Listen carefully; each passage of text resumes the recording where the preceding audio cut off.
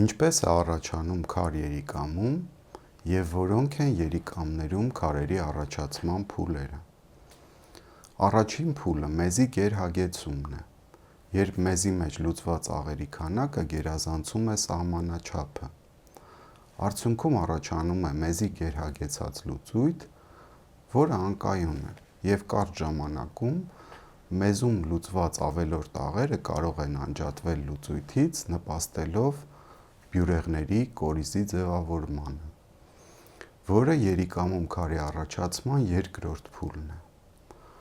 Այնուհետև տեղի է ունենում բյուրեղների հետագա մեծացում և չորրորդ փուլում բյուրեղները միանալով իրար ձևավորում են ավելի մեծ բյուրեղներ կամ ավազահատիկներ։ Մեծամասամբ ավազահատիկները մեզի հոսքի հետ դուրս են գալիս առանց որևէ գանգատների,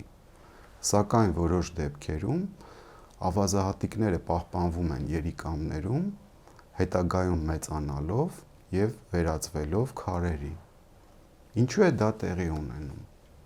Մի շարք տեսություններ փորձել են տալ այդ բացատրությունը։ Առաջինը ավազահատիկների կպչուն հատկությունն է, երկրորդը երիկամից մեզի արտահոսքի խանգարումը, և երրորդը ավազահատիկների առաջացումը ենթալորձաթաղանթային շերտում կամ Ռենդելի տեսությունը։ Վեցերորդ փուլում